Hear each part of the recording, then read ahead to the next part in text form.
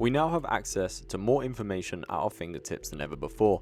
YouTube videos, podcasts, audiobooks, all of these forms of media have allowed us to consume information faster than ever at any time, anywhere. But we still face the challenge of retaining this information. In this episode, we will break down scientifically proven methods to retain more information and improve recall. Hi, my name's Sam Breakgear and you're listening to Brains Bite Back, your podcast exploring the intersection between psychology and technology. We are joined by two memory specialists. The first is the Chief Happiness Officer at Happy Brain Science, a company that strives to improve happiness for professionals and organizations using neuroscience, Scott Crabtree. Scott specializes in the science of learning, memory, and happiness. He shares with us the reason why we forget what we are looking for when passing from one room to another, why emotions are important to recall information, and how chocolate can help with memory. In addition to Scott, we're also joined by Marisa Blasco, a polyglot that speaks 6 languages and the founder of the website Relearn a Language. And just in case you're not familiar with the term polyglot, don't be embarrassed. It's a term for someone who knows and is able to use several languages or more. From our discussion with Marisa, you will learn the 2 secret weapons of polyglots, some of the most outdated myths about language learning that annoy her the most, and how you can create your own memory palace to store more information. Additionally, Marisa also explains what are memory championships and how listeners can apply the techniques of champions in their own lives. Now, if you like this episode, some previous episodes you might enjoy are brain plasticity, how technology, environments, and language change our brains, heuristics, how our mental shortcuts can mislead us, and ex-CERN scientist on leveraging AI to accelerate language learning. And just to give you a sneak peek at some upcoming episodes we have in the next few weeks, we'll be taking a look at a creative agency founded by stand-up comedians, improv artists, actors, and musicians that focuses on using fun, based on neuroscience research, to produce new ideas for content creation. Following this, we will explore how long it will be before we never have to drive again thanks to autonomous vehicles, and how insurance companies, technology, and consumer psychology will influence this timeline. These topics are all coming up on Brains Bite Back, so be sure to subscribe. But for now, let's explore memory, recall, and new languages. Enjoy. Scott, let's kick off by you telling our listeners who you are and a little bit about your background in the science of learning and memory, please. So my name is Scott Crabtree. My current title is Chief Happiness Officer because I founded my own company, so I get to call myself whatever I want. My company is Happy Brain Science, and our mission is to teach the science of happiness and employee engagement at work. And so if we want to teach people that, we need people to remember what we teach. And so along the way, I have become a passionate student and teacher of the science of learning and memory as well. All of this extends the degree I got from Vassar College in cognitive science. Awesome. I love the name you've chosen there. That's a fantastic benefit, like you said, of starting your own company. I know someone that is the CEO of theirs, and they're like chief storyteller at the company. So yeah, Awesome. I love that creativity there. So we obviously spoke a little bit before the call today, and before our call, you mentioned a number of tactics to improve memory and retention, and I want to go over them. So firstly, can you tell me how the foods we eat impact our ability to retain information? Yes. So I like to tell my audiences that neuroscience has discovered something truly remarkable. The brain is in the body. Okay, I'm a dad. I make really bad dad jokes. My daughters like to chant dad joke, bad joke, and you can too, Sam. But anyway, so the brain is in the body. So how we take care of our body helps us take care of our brain. And as you and maybe some of your listeners know, there are certain foods that are essentially good brain foods. And specific studies have found that those foods help the brain remember. So which foods are we talking about? Generally speaking, foods high in antioxidants are a great idea. So that includes berries, all kinds of berries pretty much, tea, in particular green tea, and yes, good news for all of us, chocolate, especially dark chocolate, is high in antioxidants. So healthy food in general, and very specifically foods that are high in antioxidants, have been shown to boost our ability to remember. Fantastic. I think I've also heard, and correct me if I'm wrong, I don't know if you're sure about this or not, but fish, like the fat oils from fish, like omega-3, is supposed to Oh be yeah. good when it comes to brain food, right? Absolutely. And look, I'm not anyone's nutritionist, but as I understand the science, it's always better to get those nutrients straight from the food. So I happen to take fish oil because I don't eat fish every day. But when I do get to eat fish, that's even better. So salmon is a particularly rich food for those antioxidants and omega acids that help our brain. Yes, fish is also on the list. Thank you for reminding me. That's okay. I only know because my parents take those supplements religiously. And I remember Yeah. as a kid, I was always like, why are you taking that? You don't need that. I was like, that doesn't do anything, does it? I was like, I thought it was just like pseudoscience. But as I've grown older, I'm now like, actually, my parents were right. Well, it's good to be skeptical, Sam, because there is a lot of pseudoscience out there about supplements and Mm, whatnot. So very little has been proven about supplements. But my doctor told me to take fish oil. I take it, and everything I do, Sam, is grounded in science. I try to give as little of my own opinion as possible. I spent over 6 years working at Intel, and the former CEO of Intel, Andy Grove, had a quote that we often repeated in meetings and hallways at Intel. That quote is, "Everyone has an opinion. Some people have data." So it's like, okay, I'm coming with the data.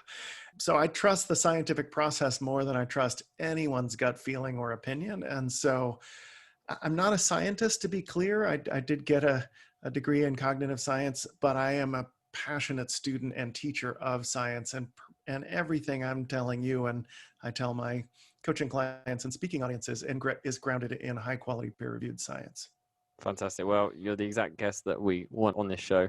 And for my next question, anyone that listens to this show knows that I'm a big fan of meditation. So I'd love to know, how can meditation help with recall? Oh, one of my favorite topics. I love meditation. I don't mean to be self promotional here, but I want to connect this to an idea.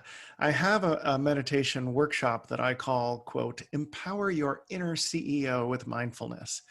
Why inner CEO? Because meditation adds neurons to the brain. So it's a wonderful tool to enhance your brain. And in particular, it adds neurons to the part of our brain that I call your inner CEO because it's responsible for executive functioning. And that's your prefrontal cortex. Very loosely speaking, behind your forehead is your prefrontal cortex. And that's involved with various things, including directing attention, which is a prerequisite for learning and memory. And it enhances pathways between that, quote, inner CEO and our limbic systems, whose job it is, among other things, to get really upset and trigger fight or flight, which is a horrible thing for memory. So those who meditate improve their inner CEO's ability to manage the rest of the brain, if you will. We can see pathways thicken and enhance running from that logical command center that directs attention and is involved with memory to that emotional system that is also involved with memory, but can be both useful and unhelpful, as we will come back to later, I believe. So meditation is just fantastic for your brain. Look, in today's society, a lot of people want a quick fix. Meditation is not a quick fix, but I have had an almost daily meditation practice for over a decade now, and there's zero doubt in my mind, based on my experience and the solid peer-reviewed science, it will change your brain for the better. Lots of studies are being done about mindfulness. It's a relatively new field of science, but people like Dr. Richard Davidson has been leading research on the many benefits that mindfulness brings us. And for those who don't know, they probably do know because they're listening to you, but for people who aren't familiar with meditation, my analogy is that meditation is a mindfulness workout. So you can be physically active without working out, but if you get a workout, you're definitely being physically active. It's possible to be mindful without meditating. You can just be aware of the present moment with as little judgment as possible, completely focused. But if you sit down and meditate or walk and meditate, you're definitely being mindful. So I hope everyone out there can get more moments of mindfulness, even in the busiest of work days, because among the many other benefits that are shown to come with meditation, one of them is a boost to our ability to store and recall information. Yeah, definitely. What you mentioned there kind of reflects what I've seen. It seems like only good things are coming from meditation. I suppose the hard part is just being disciplined enough to implement it in your daily life. Well, if I can jump in Yeah, really yeah, go quickly for it. there, Sam, because this is so important, I think. This is one of my favorite topics, meditation. Another brilliant scientist named Barbara Fredrickson did a very clever study. I'll try to keep this short, but very clever study where she gave a bunch of people in a study an iPod with a couple kinds of meditation on them. What's called loving kindness meditation, you may be familiar with, and mindfulness of breathing meditation. And they said, we're going to give you these for 2 weeks, and then we want you to answer this questionnaire. And then 2 weeks after the experiment ends, we're going to have this party. We'll bring pizza and beverages, and we'll collect the iPods and thank you. And the clever part of the experiment was what they were really tracking was how much did people use those iPods to meditate after the experiment was, quote, over. Not really over, but in the 2 weeks after they said, okay, you're done, how many people went back to that iPod and meditated? Well, those who practiced loving kindness meditation meditated more. So Barbara Fredrickson says, I had the pleasure of seeing her speak at an international positive psychology conference. She said, Nike's just do it should be just enjoy it if you want to adopt a new behavior. So for those looking to get into meditation, look, this might sound strange when I say loving kindness or its Sanskrit name, metta meditation, but basically you're trying to nurture positive emotions towards other people and yourself. And if you do it well, it can be one of the most pleasant experiences you've ever had in your life. And that will keep you coming back for more meditation. Definitely. I've only had, well, very positive experiences myself. And I kind of want to touch on our next topic, which is kind of similar because you mentioned it a little bit. It revolves around discipline, but exercise. How does exercise impact our memory? So bodies in motion have brains that produce more BDNF, brain-derived neurotropic factor, which long scientific nerdy story short, you can think of as learning aid for the brain. We needed to remember, as human beings in the wilderness, so to speak, we needed to remember in particular when we were in a new area, right? So if you and I are camped out with our family and community of people and we're in the valley we're always in, well, we know where the stream is, we know where the bear's cave is, and it's not as life essential that we learn new things as when we leave that valley and go outside and like, there's a cougar at the top of that mountain, stay away from the top of that mountain, we need to remember that, right? So motion seems to generate our ability to remember more. So I hope some people listening to this are working out while they listen to it. When I want to really remember a new book, I will get it as an audiobook and I will listen to it while running. So physical exercise, fantastic for our minds and our moods, by the way. This is an aside, but again, as you alluded to, Sam, the trick with exercise is not knowing it's good for us, it's doing it, right? So the thing that got me to go from an occasional exerciser to a regular exerciser is coming across the science that exercise is not only good for our physical health, it's good for our mental health, happiness, cognition, and memory. I am not anyone's mental health professional, but peer-reviewed science shows that exercise is as effective as antidepressants in treating moderate depression in the long run. It boosts cognition. Kids who get exercise get higher grades. People who walk right before a test score higher on the test. So exercise is just a wonderful win-win that'll boost your body, brain, memory, and mood. Awesome. Yeah, no, I'm definitely a big advocate for exercise. In fact, you mentioning the audiobooks kind of highlights one of my real loves for podcasts, really. Yeah, Because I personally love to do yoga. I'll do like hours of yoga and stretching to nice. podcasts. And yeah, it's one of the things which I love about audiobooks and podcasts. The ability to multitask is so easy.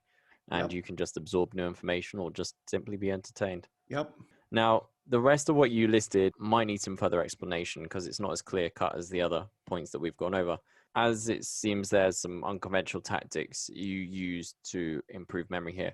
So, firstly, you stated testing causes learning. What is that and how does it work? So basically, I am not trying to stir up the ever-present debate about standardized testing for kids in schools. Let's just put that aside, Yeah. right? There's various views on that. I'm not trying to get into that debate. What I will say is based on solid peer-reviewed science, for at least certain kinds of learning, testing causes learning. So the scientists theorize that what happens is information goes into the brain, right? Information going into the brain is not the problem, right? When we can't remember something, it's one of two problems. One, we didn't store that information. We just kept it in short-term memory and let it leave a minute or two later. That's one problem. And the other problem is recalling that information, finding that information. I'm sure everybody listening to this has had that experience of like, who's that actress in Pretty Woman? What's her name? Julia Roberts, right? You've got the information, it's finding it that's the problem, right? So what happens when we test ourselves? Suppose somebody tests themselves right now and says, okay, what has this Scott Crabtree guy from Happy Brain Science said so far about memory? Just testing yourself in that way signals the brain, oh, that information that just went in is going to get used. We're going to go looking for this information. So we better burn this into long-term memory circuits, so to speak, in the brain. And let's use that pathway right now, which will strengthen and enhance that pathway for future recall. So we know this intuitively. Flashcards work, for example. Why do flashcards work? Because we're testing ourselves. And so at the end of anything I'm trying to get anyone to remember, if I'm doing a Science of Happiness workshop or an employee engagement workshop, I test people every 20 minutes or so. Now, excess stress is not great for learning. So I tell people this is a casual self-test, no anxiety needed. But the key question is, what have you heard? What's most useful to you? How can you apply this? And that signals the brain, okay, this information is going to get used. Let's store it. Very briefly, the frequency and the timing of testing matters. So the data seems to indicate, very roughly speaking, good times to test after learning something are right away, 2 days, 2 weeks, and 2 months later. And then you're really reinforcing, I'm going to use this information. Let's hold on to it. That's a good point. I have to say, actually, you mentioning flashcards, from my experience of learning languages, flashcards are a fantastic way of really reinforcing knowledge surrounding vocabulary. I found them to be very, very effective in that sense. Now, another point as well, you said get emotional. We do not remember boring things. How can you get emotional when trying to retain and recall information? Like, all I can think about is maybe someone just shouting these things. And I should say that in our email conversation beforehand, you put get emotional and Scott put emotional in all capitals, which I love. But yeah, I'd be interested to know how we can get emotional while trying to learn something. So essentially, the brain does not remember boring things because emotion signals to us that it matters, right? So earlier I gave the example of you and I leaving our home valley and seeing a mountain lion, a cougar on a mountaintop. I'm in Oregon, where we actually have those in the wild, right? So if you and I saw a chipmunk or a squirrel, unless we're going to hunt that and eat that for dinner, it's not that emotionally important to us, right? It's like, oh, there's a squirrel. There's hundreds of squirrels in the woods. Who cares, right? Don't need to remember where the squirrel is. There's a mountain lion. It's like, mountain lion, that can eat us. Let's quietly back away. And you watch this way and I'll watch that way and make sure it doesn't come this way. And it shoots adrenaline into our systems. It signals our body that there's something emotionally salient happening here. And those things we need to remember. Our life depends on it, right? Now, there's a tricky balance here, Sam, because excess stress can interfere with memory. We can get these memory blocks from something that is just too traumatic, too painful to remember. And in fact, part of why meditation, going back to meditation, helps is being relaxed generally helps us learn. So there's a bit of a weird dichotomy here. In general, relaxation, meditation, good for learning. Super high excess stress, bad for learning. But the peak end rule of memory tells us that memories are not created equally. In this podcast, in a class you're taking, in a workshop you go to, you won't remember everything the same. You'll remember the most emotionally salient information and the ending better than anything else. So how do you get emotional? First of all, if you're a teacher, as I am, I mean, I'm a speaker more than a formal teacher, but I consider myself a teacher. If I said, okay, everyone, we're going to look at the science of happiness at work today. First off, let's look at subduing stuff. I mean, if I were just completely passionless about it and boring about it, no one would remember anything I say. And if I'm like, people, this can totally change your life. You can choose more happiness at work. You can learn how to remember better and have your mind be right there for you when you need it. If I bring emotion to it, if I care about it, you're going to care about it. And if you care about it, you're going to remember it. Yeah, I think we can all relate to having those boring teachers at school or university and the fun ones. And to be honest, if you ask me to recall both of them, I can easily recall the fun ones, and the boring ones. Wow, I just remember the sensation of being bored. I don't actually remember their names or them at all, Exactly. really. So, yeah, I can relate to that for sure. So there's two more points that I'd love to go over. Two other tactics that our listeners might be familiar with is repetition and spreading out learning over time. You briefly mentioned that when it came to testing, but how can this be practically applied in a real life situation? Say, for example, learning a language or studying for a test. Yeah. So, very simply, repetition causes learning. Repetition causes learning. Repetition causes learning, right? So, there's a reason we repeat a phone number to ourselves or anything else that we want to remember. It works. But at the same time, learning happens better spread out in time and space. So, if you want to study for an exam, it is much better to study 20 minutes a day for 5 days than to study 100 minutes in one day. Cramming does not work nearly as well as spreading it out. My daughter is learning piano. We try to get her to practice every day because she learns much better practicing 15, 20 minutes every day than a couple of hours once on the weekend. So, again, spread it out in time, but fascinatingly to me, spread it out in space as well. So, part of why I love my job, Sam, is I get to read these very amusing studies. So, in one study, they take a bunch of people down to the ocean and dress them all in wetsuits, and they teach everybody the same information on the beach. And then they randomly divide the group in two, and half of the group goes into the water in their wetsuits. The other half stays on the beach again, and they're all taught the same thing again to help them learn the same material.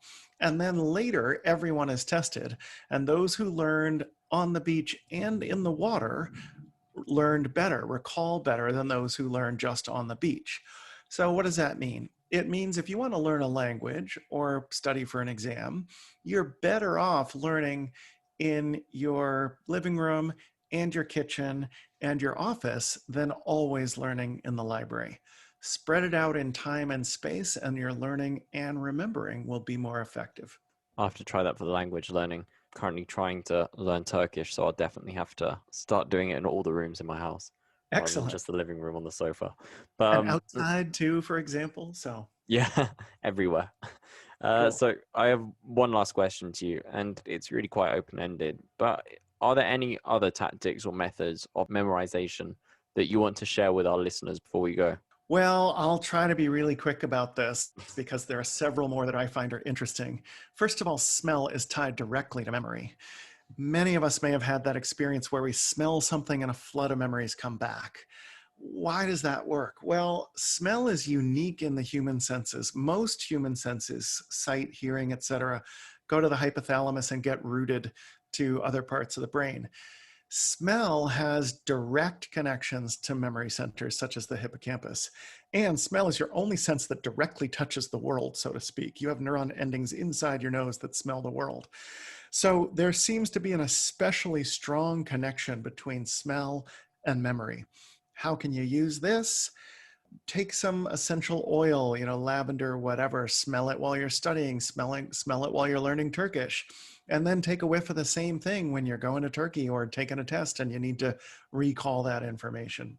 Smell is not the only one. Vision is excellent for memory. We remember things that we can visualize better. One caution for people unrelated to all that is doorways. There's a very real doorway effect. I bet everybody listening to me in the past month has walked into a room, said, why did I come in here? Then you go back where you were and you're like, oh yeah, the scissors, the stapler. I was going to get the scissors and the stapler in the other room. So doorways signal us that we can forget things because throughout most of human history, information was location specific. We needed to know where the bear was in the valley. We needed to know where the mountain lion was near the mountain. And we didn't need to know either in the other location. So when we go through a doorway, it signals the brain, never mind, let it go. So beware doorways. And again, learn on both sides of the door to overcome that. Excellent. Well, Scott, if people want to keep track of you and your social media, your website, or reach out, what's the best way for them to do that? Thank you, Sam. I am on LinkedIn and Facebook and Twitter as Happy Brain Science, or Scott Crab on Twitter. The best way to follow what we're doing at Happy Brain Science is to visit our site, happybrainscience.com, and sign up for our mailing list, which will get people a free happiness starter kit, as we call it, a couple of books and things.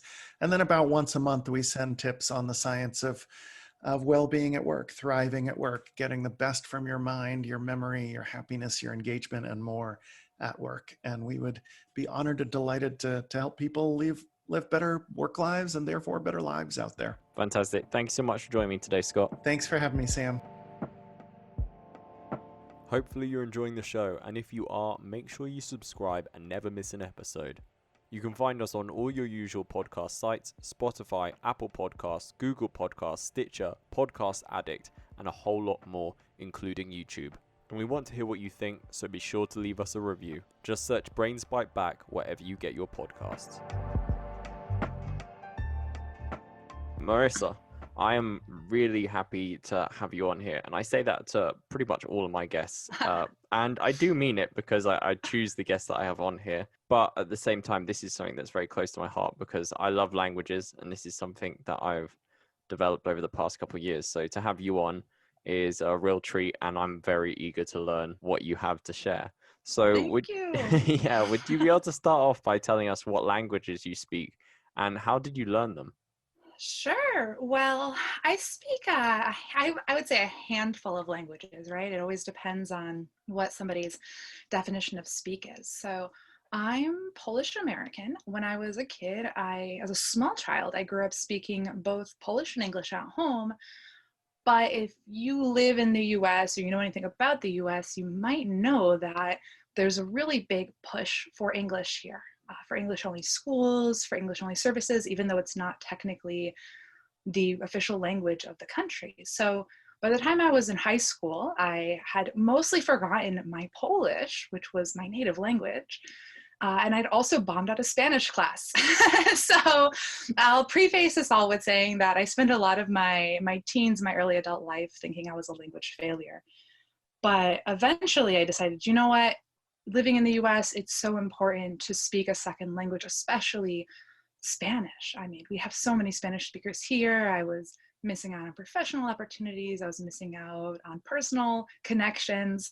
So I decided I would just up and move to Mexico, and with enough time and enough effort, within years, maybe I'd stand a chance at learning Spanish. And it turned out it was actually a lot easier than I feared it would be. So I learned Spanish in immersion in Mexico, fell in love with the language learning process. I just became totally enamored as I demystified it for myself. And then mostly using the internet and meeting some new people and making some friends, I learned French, Catalan, and Portuguese in Mexico where I was living. So I would study a little bit online and maybe go to a French expat cafe and try my best, or I ran into a Catalan cultural center and basically just tried. It's a lot of trying my best with help of the internet. Same with Portuguese. There was a Brazilian community where I lived in Mexico, and everybody just was so warm, so welcoming, that through study and then some DIY immersion where I was in the city, I managed to pull it together. And since then, I've also relearned I would say, most of my original Polish. I'm really proud of that. That's been entirely through the internet and with my grandparents. And now I'm studying German, which has been its own challenge. I have no contact with any German speakers. I haven't been able to do any immersion at all. But that's also been a fun new way to take on languages. Awesome. And how would you rank those languages? So if you were to go through them from your best to your worst, what order would they be in? I would say I'm functionally bilingual in English and Spanish. I can express myself without hesitation in either of them pretty equally. And then my French and Catalan are fluent. I can read books, I can chat with friends, I don't have to think too much. My Polish and my Portuguese, I can have conversations. I enjoy them.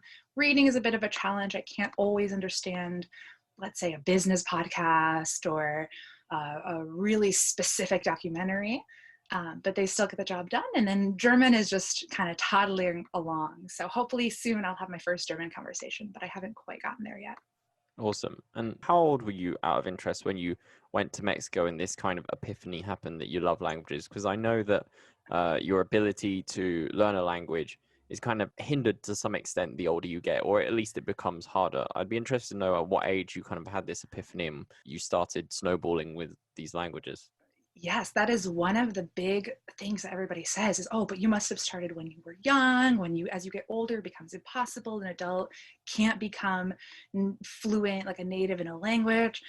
And I didn't start with Spanish until I was 27, which at that point was probably, 15 years of monolingualism in my life. I would say I'm close to native, like not quite. And that process took about 3 years, because one of the great language learning myths, which maybe we'll go into later, is that adults learn very slowly. Adults actually tend to learn faster than children do under the right circumstances. Wow, that's inspiring because I completely relate to your story. I had a similar experience in myself. I learned Japanese as a teenager just because my friends were doing it, and then I fell in love with it and did it at university, but I pretty much forgotten most of it. However, if I hear some Japanese, I'll remember random sentences. And I once said to a Japanese friend, she was trying to say something, and then I perfectly said the sentence, but I had no idea what it meant. It was just in my brain. But I didn't really carry it on. And into my early 20s, I didn't really have any language abilities until I started learning Spanish, and that developed into a love for the culture. And then I moved to Latin America. And yeah, I picked up Spanish and I've been working on French. I did 175 days on French in Duolingo. Congratulations on that streak. Thank you. But then I'm currently about to reach 200 days on Duolingo, but I swapped to Turkish because my girlfriend's Turkish. And even though I don't have much of an interest in actually speaking Turkish for like the practical sense, it would be awesome for us to have our own secret language to speak. Yes. And since Turkish is not very widely spoken almost at all. And I think that that's one of the really lovely things once you become confident in learning your second language, and in both of our cases Spanish. You're like, oh, I can just do this. I can play, I can try this out, I can speak a little bit, I can love the culture. And it becomes a lot more of a process and a really just super cool part of your life that doesn't have to feel as pessimistic as I think a lot of adults might feel about learning a language. Yeah, it's encouraging. And I also think that the important thing is to understand that growth, it doesn't happen immediately. And once you recognize that and you accept that, and then you realize that you're going to chip away at something and just stay focused, then it gets easier. But I'd love to know, before this call, you mentioned to me that there are two secret weapons of polyglots, space repetition and active recall. Can you explain to our listeners what these are and how they can use them? Yeah, so there's an increasing amount of really amazing linguistic studies and really good data on how humans learn and memorize. And two of the things that I have seen many polyglots and many hyperglots really use to their advantage are the things you just mentioned, active recall and spaced repetition. So I hate to do this because a lot of people love Duolingo. If you have fun on Duolingo, cool, you do you. But I do want to use Duolingo as a comparison to those two methods, just so people can better understand what they are in contrast. So active recall is basically you learn a piece of grammar or you learn a few new words. The idea behind active recall is that you don't have a word bank, you don't have a prompt, you're not re-looking over your notes, you're from scratch trying to actively remember those things that you learned. So, maybe you're in real life and you just learned the names of some office supplies and you're looking at a pencil and you have to think, okay, what is this? How do I know this name? You don't have a word bank in real life. You don't have hints in real life. You don't have notes you can look over in real life.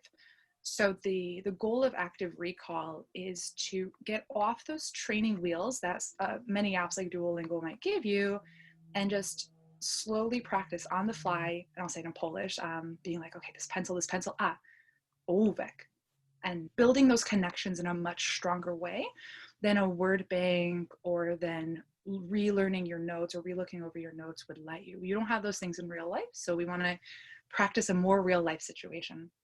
The second thing is spaced repetition. The idea, and Duolingo has built some of this in over the past, I think, year or two, which has been really cool. The idea behind spaced repetition is that once you learn something, it's not in your head forever. You will forget it if you don't refresh it.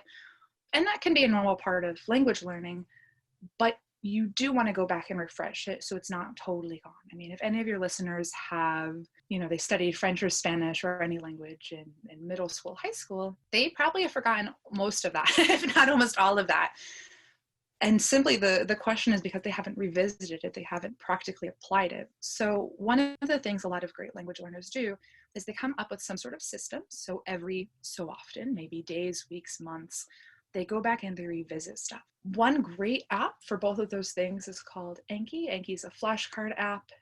You build your own flashcards, you add sound, you add images, all of that. It's super, super popular with polyglots, where depending on whether or not you remember when the flashcard comes up, depending on whether or not you remember the piece of grammar or the new word, you might see that card again in an hour, 2 days, 3 days, and eventually after you nail it a whole bunch of times in a row, maybe a few months, maybe a few years. And just doing those two things, just actively recalling something you learned and doing that active recall with space, but over and over again, is really how you build these long-term, super strong connections, regardless of what platform you want to use for actually learning. So if you want to actually learn on Duolingo or with a textbook or with a teacher or just through immersion, great, go for it. But definitely keep actively recalling, take off those training wheels as soon as you can. Don't get discouraged if you get it wrong. That's part of the process. And keep reviewing with more intensity for harder things and less intensity for easier things. Okay, and now this Anki app, you got me curious. Is it Yes. like a freemium service, or do you have to pay for it? Is it behind a paywall? How does it work? Oh, there's a couple apps. I say Anki because that's the one that's the most popular. If people are familiar with Quizlet, that's another one. Anki on Android, it's free. On iPhones, I believe it's like $25 or something. I think it's a freeware, and you can also sign up for free an account online. And it's really, really rudimentary. It's an ugly app. Like, it's a very ugly app. You compare it to these awesome ones like Memrise or Duolingo, Drops. It's not cute. But if anybody's curious about it, go check out some Anki tutorials on YouTube. It takes a little bit of a knack to get into, but it is largely free, or it's a one-time payment if you're on iPhone. And there's a learning curve because of that, but it's a great thing. Yeah, I'll have to check that out. So another point you're on here to discuss is how people can apply memory championship techniques to their own lives. But before we get into this, can you quickly explain what is a memory championship and then tell us about these techniques? Yes, there's a couple of different ones, but basically the idea behind all the memory championships is human beings doing absolutely ridiculous memory feats. So memorizing a shuffled deck of cards. Imagine sitting down and having to memorize the order of 2 or 3 decks of cards in a set amount of time, seeing a bunch of pictures of people's faces and having to memorize as many individual details about these imaginary people as you can, memorizing a string of absolutely random digits. They're basically a competition to see who can do the most rote memorization. And what's interesting is how crafty people have really gotten when preparing for the memory championships. I mean, it just looks surreal, but the techniques people use for them are really concrete and can be practiced and cultivated by basically anyone. I'll talk about it right now, but a great book on the memory championships is called Moonwalking with Einstein. It's probably the most well-known, and it's also a very fun read. But one of the really exciting, or let's say 2 of the really exciting techniques that come out of memory championships, one is mind palaces or mind mansions, which was popularized by the BBC's Sherlock series. Another is mnemonics. So let's start with mnemonics. Mnemonics is basically you see a new word in a new language. And I'll talk to you about how to apply them to language learning. But in mnemonics, you come up with a new word in a new language. Let's say the Spanish word bandera. What could this word mean? Bandera. Okay, well, you look it up and bandera means flag. So how can I remember that bandera means flag? Because it sounds so different from the English. Well, I could remember that there's a band under a flag, band era. Okay, there's a band from the hair metal era under a flag, band era, bandera. And so creating these mental hooks that make you think of something really specific or weird, or maybe sound really weird, is awesome for annihilating vocab. And the more comfortable you get with a certain word, soon your brain will just know bandera means flag. It won't need that weird little scene you've created. And you can do this with a number of languages, in a number of creative ways. And it's one of my favorite ways to make sure vocab sticks in my head. The other technique I grabbed from the memory championships, which I love, is called the mind palace, like I mentioned. It's a little weird to explain, but what you're going to do, and this is kind of my little quick tutorial, because it's easier to explain in a tutorial and have listeners kind of play along than explain in the abstract. So I would invite listeners to think of your childhood home. Think of what the rooms look like, what furniture is there, how the light is, and really feel yourself in that different room. The classic mind palace is for remembering, let's say, a shopping list. Let's say we're going to do it with a shopping list. This is a great way to practice it. Okay, so today when I go to the grocery store, I need, let's just say, butter, garlic, and bread. Those are the three things I need at a grocery store. Well, what I'm going to do is, in my mind's eye, closing my eyes, imagining this, I'm going to place in the front doorway of my childhood home a stick of butter. In my mind's eye, like really smell that butter, feel it maybe melting in the warm summer sun. If you lived in a cold place, maybe feeling it soak from some cold rain. Really imagine that stick of butter in the doorway.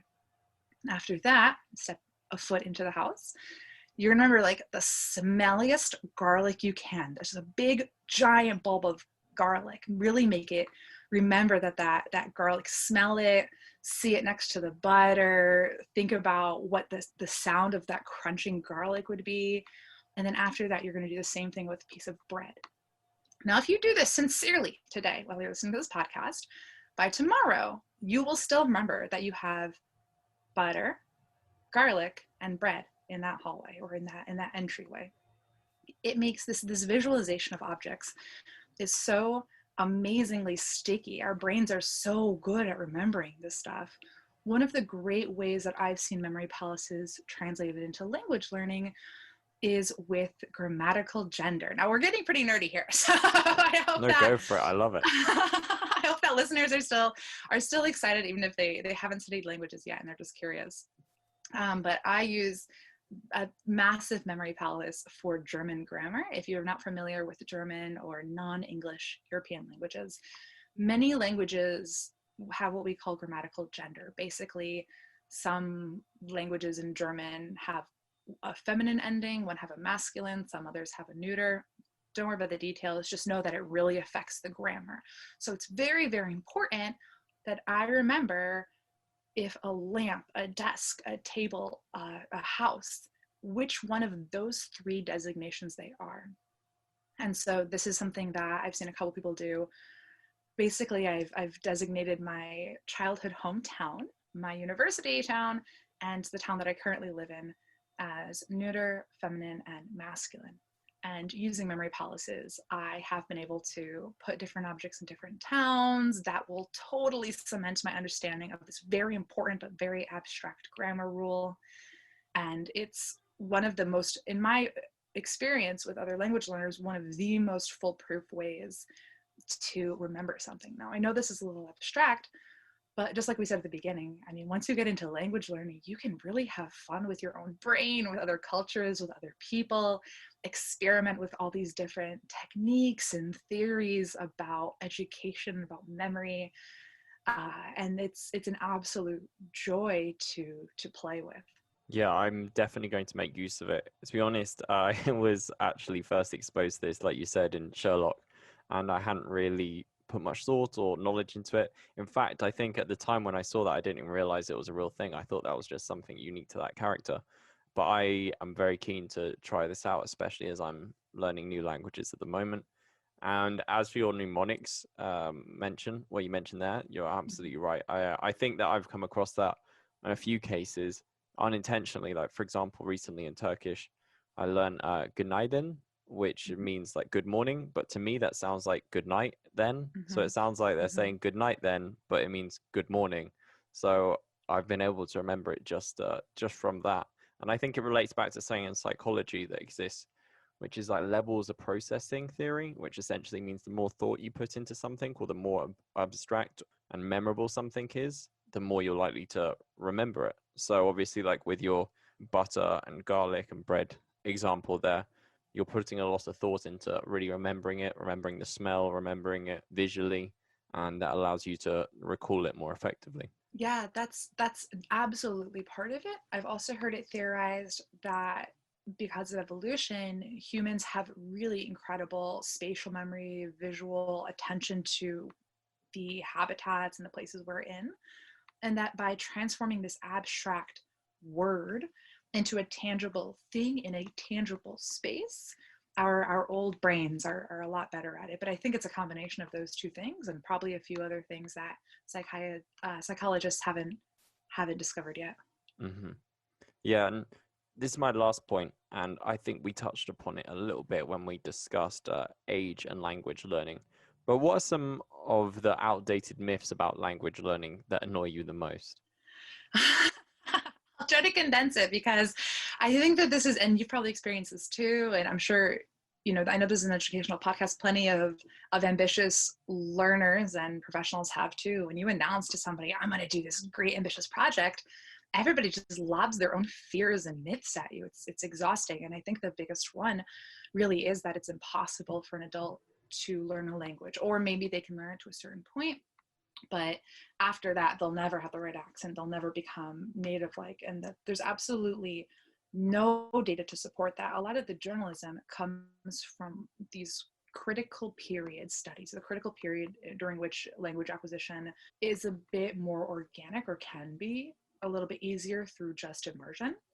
But honestly, it's the product of a lot of lazy reporting. That yes, a child from age 1 to 8, 15, 16, if they're exposed to this language, they will have amazing instincts, they will have, in most cases, an amazing accent, they will have a really great command for things.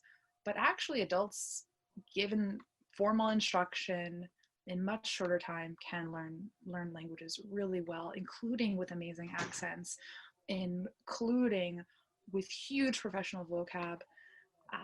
The methods they need are a little bit different, but there's no data to think that adults can't learn a language amazingly. Another one, and this is largely the fault of marketers who are in the language learning industry, especially online, is that you can learn a language in 5 minutes a day with some app, or that you can learn, oh, this is the worst, from YouTube, you can learn, become fluent in 2 months and 6 months and something like that, when most governments and most large institutions agree that depending on the language, you're going to need between 600 and a little over 1,000 hours of learning as an adult. And that's doable. It's absolutely doable for most lifestyles, for most people, for most incomes. But there's a lot of marketing trying to convince people that with this one crazy technique, you can learn a language in 6 months in just 5 minutes a day. And unfortunately, it does take more effort than that. And there is no magic bullet. And I think probably the third one, which is a little more subtle, is that it's a little self-sabotaging. It's that, oh, I've been playing with these apps, I've been working on these books, I've been taking these classes, I'm not ready to talk yet. I can't really have a sentence, I can't really have a conversation, I'll have to wait until I talk. And unfortunately, the best way to get good at talking is by talking. I am a big believer of start with your baby talk. Start with half-formed sentences and wildly gesturing with your hands, and drawing notes if you need to, and playing this wild game of charades, but start talking early. There are plenty of amazing tutors and exchange partners online who will not be bothered, who will not think you're stupid if you start gesturing wildly. For all of my languages, that's been one of my favorite points of language learning, actually, is the very beginning, where you sound like an idiot.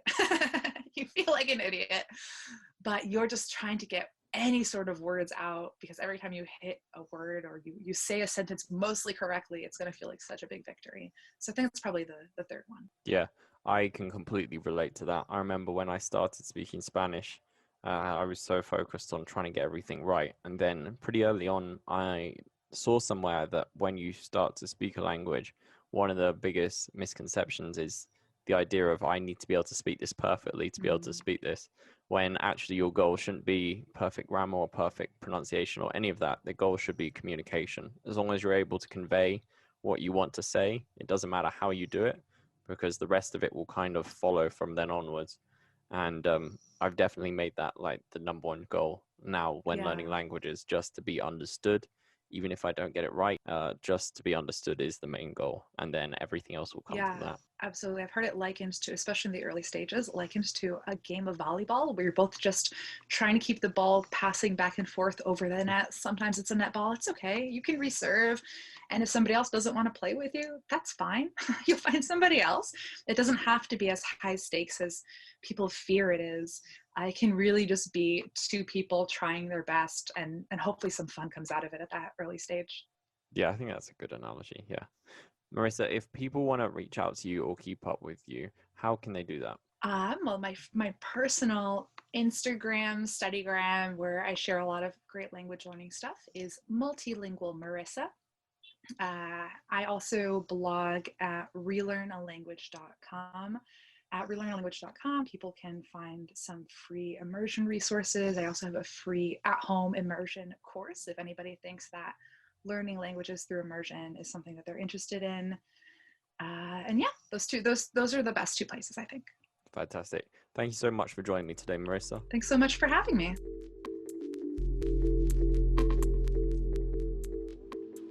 Growing a company has many hurdles, from securing funding to expanding your business capabilities to ranking better on search.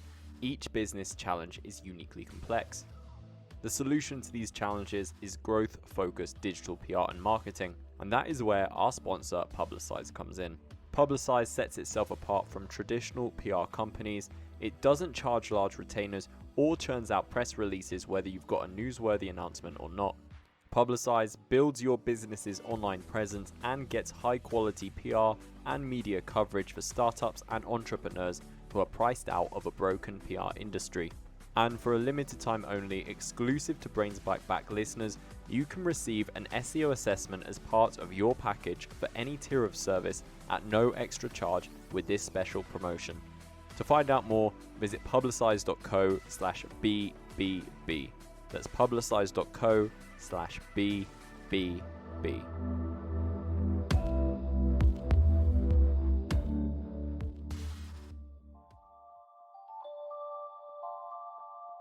This is the end of today's show. Thank you so much for listening. If you like this and you want to hear more episodes just like it, then follow and subscribe to Brains Bite Back wherever you get your podcasts.